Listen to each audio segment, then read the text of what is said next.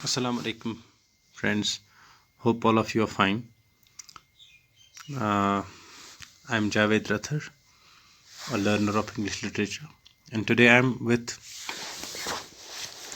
you to discuss A Valediction Forbidding Mourning by John Donne. John Donne was one of the greatest metaphysical poets, and as far as A Valediction Forbidding Mourning is concerned, it is undoubtedly one of the greatest metaphysical poems ever written. This poem can be found in the syllabi of the students who are pursuing their honors in English literature, who are pursuing their masters in English literature, or who are pursuing their BA with English literature as one of the subjects. So this is the first part of the poem, A Valediction Forbidding Mourning. The first thing, as I will zoom it out, if you see the title, A Valediction, and then there is a colon, and then there is forbidding mourning. And definitely whenever two people who are in close association with each other, when they part with them with each other, definitely there are tears and there are shrieks in the eyes of both the people, and they mourn that parting. But here John Donne is saying the reverse thing. He's forbidding mourning. So he wants the person to whom he is dedicating this poem not to mourn the parting.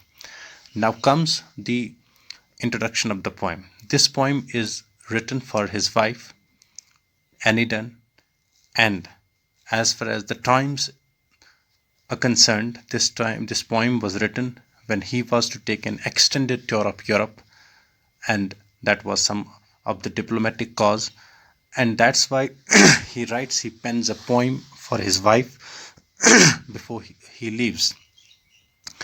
A Valediction Forbidding Mourning. This is dedicated to his wife Annie Donne when John Donne had to take an extended tour of Europe, and it was probably written in either year 1611 or 1612, and it was published in the anthologies of John Donne Songs and Sonnets in the year 1633, that is 2 years exactly after his death.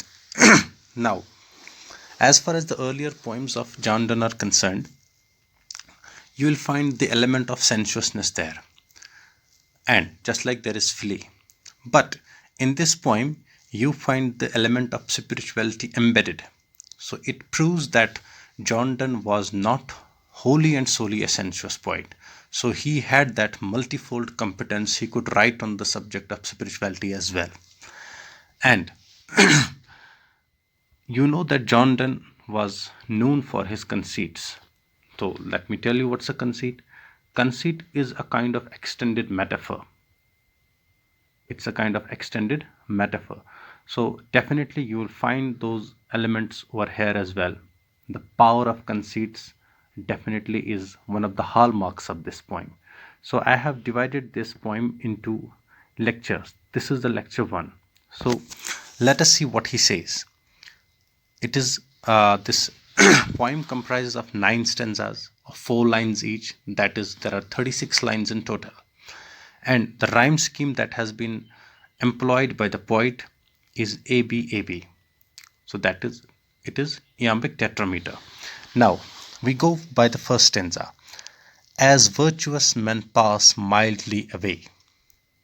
As virtuous men pass mildly away, and whisper to their souls to go, will some of their sad friends to say, the breath goes now, and some say no. Now if you see the cleverness of the poet, if you see that there is colon at the end of line number 4, and the very first stanza begins with the word as. So he's setting that analogy in the action. When he begins with as, so he's setting that analogy in the action, the analogies which he was known for. And when he leaves a colon at the end of the 4th line, so definitely he comes with a explanation in the second stanza. So he comes with a counter argument. So what does he say? As virtuous men pass mildly away.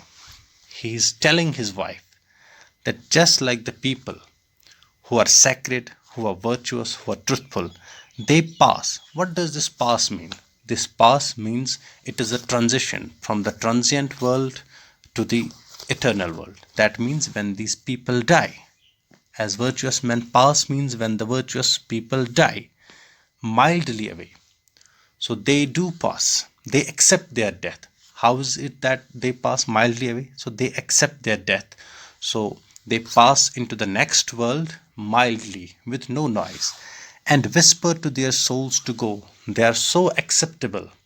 They are so, what we can say, generous, and they are so calm that they simply whisper their souls to leave their bodies. And that's why he says, as virtuous men pass mildly away and whisper to their souls to go. So that means they tell their souls to leave their bodies silently, without cracking a sound. Will some of their sad friends to say, and when they die, their friends assemble. And what do their friends feel? What do they say? The breath goes now, and some say no. And they go so silently from this world into the another world that their friends are amazed whether they have actually gone into the next world or not. So they're not sure. So this is one kind of accepting that death. This is one kind of going from one place to another place. So it is not that, they don't turn their what we can say, deaths into some historic moments. So just like a person comes silently into the world, he comes and he does not inform someone, and simply when they leave in the same fashion. Then in the second stanza, what he says, so let us melt and make no noise. So it is a kind of advice, it is a kind of experience that he is passing on to his wife. So let us melt and make no noise. So that is, he tells her actually that let us accept that I am leaving, I'm parting from you, and make no noise. And this acceptance should come with not some kind of creating the pandemonium. It should not come with some sort of creating noise, and this should come silently. You have to accept it. No tear floods nor sigh tempests move. And now these are hyperbole that he has. Hyperbole means when we exaggerate some kind of a feeling. So he says that when we part, there should be no tears in the eyes of his beloved, in the eyes of his wife, or in his own eyes. No tear floods, nor sigh tempests move. So they should not be shaked at the parting. They should not cry. They should not grieve. They should not be sorrowful. It were profanation of our joys. Now this is TWERE.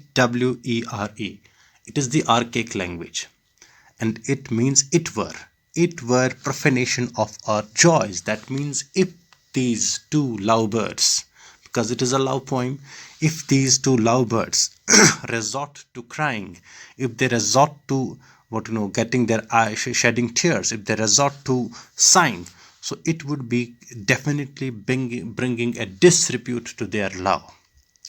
It will be bringing a bad name to their love.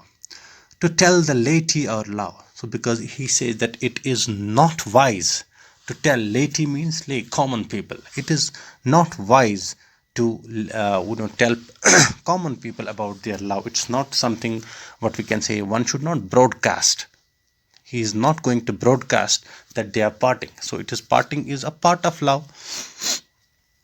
To tell the laity, that's why he says, so let us melt. So let's accept that we are parting, and make no noise. And there should be no kind of that mourning. There should be no kind of that any kind of what we can say, creating a scene. No tear floods nor sigh tempests move. Nobody should cry among these, and there should be no shaking.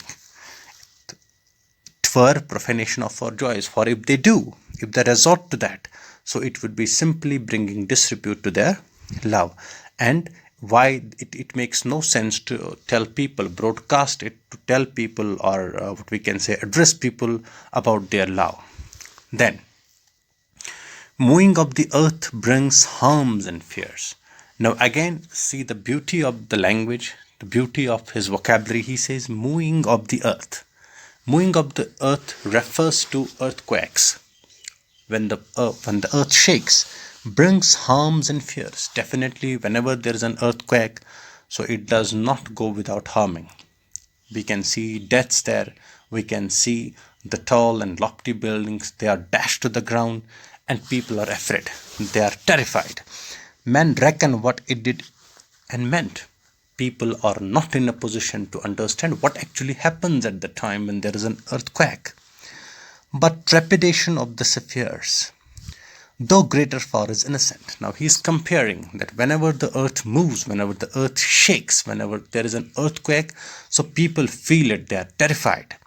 But the trepidation of the spheres, he is referring, so definitely whenever we read any metaphysical film, so there is reference of that orbits, there is reference of those celestial bodies. He is referring to that trepidation of the spheres. That means the celestial bodies above the sky, they, what we can say, revolve around each other in spheres, and when they move, though greater, so that means their movement is greater. When those heavenly bodies move, their movement is greater far, that means far greater from the moving of the earth, yet innocent. That is innocent because we don't feel that, otherwise that is more far than this. So definitely now in the next one he would be comparing this with, that means the moving of the earth, and with the trivial love, and then a trepidation of the spheres with the real, that we can say more spiritual love. Then what he says, why he says though greater far is innocent, that means the movement of those spheres is that is what we can say in intensity, that is far from the one that's moving up the earth, but because the people do not feel it, they think like it is innocent.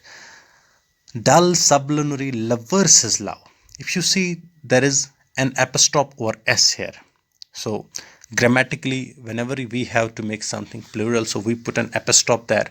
But if the word ends with s, so we don't write like s apostrophe s. So we simply put an apostrophe or s. So it is actually dull sublunary lovers' love, not lovers' love. So that means when he's talking about the sublunary. Now let's understand what is sublunary. Sublunary actually means, it's a Latin term which actually means beneath the moon. Beneath the moon. So that means trivial. So because whenever we say I feel over the moon, that means I'm happy, extraordinarily happy. So dull sublunary lovers his love. So he is talking about the people who are in that common type of love, whose soul is sense, cannot admit. That means he is talking about the love of those people where the soul of that love is sense. That means only the five senses are there. They can feel, and just like so every kind of love that you will find around. Cannot admit. That means they cannot admit. They can't be like this. Absence, because it doth remove. So that is the people who are engaged in sublunary love, they cannot bear absence. Why? Because it doth remove those things which elemented it. Because the basics, the foundations of those love is physics. The foundations of that love is physical relationship. They want to be that they are glued to each other all the day, and they can't unglue themselves for a moment. And that's why he says that absence, because it doth remove those things which elemented it. So they can't bear absence. So that's why they create scenes when they part from each other. So again here what he's saying, dull it is like that moving of the earth. So when these sublunary lovers are apart from each other, so it feels like that the earth has moved. But because we know it brings harms and fears, but it lasts for some time. It lasts for a fleeting time, because it can't bear the absence of that physical relationship. But now again he comes into next stanza. But we by a love so much refined. Again he uses we. We means John Donne himself and his wife Anidan. Now he is comparing it with the above stanza. But we by a love so much refined. That means our love is not sublunary love. It is more refined than that. It is more accurate than that. It is more powerful than that. That ourselves know not what it is. So he says that our love is so refined that they themselves don't know what it is actually. Enter assured of the mind. But there is a ray of hope again. he says that their spirits, that means the spirit of his wife and his spirit, their spirits are one, their mind is one, their thoughts are one. Careless eyes, lips, and hands to miss. So, definitely, when these people who have such great foundations of love are apart from each other, so they don't care for whether they miss the eyes, lips, and hands to me. So they don't care for these things, these physical things. So he's showing here the spiritual power of that love. So because you know that we are having 2G services here at the moment, so I can't do it in one lecture. Hope you like it, and if you have any questions, you can drop it or you can contact me, and I will be coming up with the second part of this poem very soon. Thank you very much. You can ask me questions on my WhatsApp number 8491851109. I repeat 8491851109. Thank you, and Allah bless you all.